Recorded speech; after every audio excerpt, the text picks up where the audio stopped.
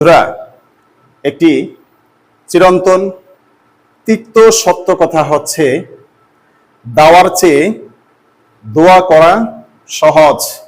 কারণ দাওয়া দিতে গেলে, অর্থাৎ আপনি যদি কোনো ন্যায় অন্যায় যেটাই হোক সেই কাজের বন্ধের জন্য অথবা সহযোগিতা করার জন্য যদি বাস্তব কোনো পদক্ষেপ গ্রহণ করেন, সেটাকেই আমরা প্রাথমিক পর্যায়ে দাওয়া বলতে পারি, উপকরণ বলতে পারি, মাধ্যম বলতে পারি এবং চেষ্টা বলতে পারি। আমরা এই চেষ্টা করার চাইতে দোয়া করতে বেশি পছন্দ। কারণ চেষ্টা করতে গেলে নিজের পকেট থেকে পয়সা খসানোর সম্ভাবনা আছে, নিজের পকেট থেকে পয়সা খসে যায়। এজন্য আমরা অনেকেই আজকাল দাওয়ার চেয়ে দোয়ায় অভ্যস্ত হয়ে গিয়েছি।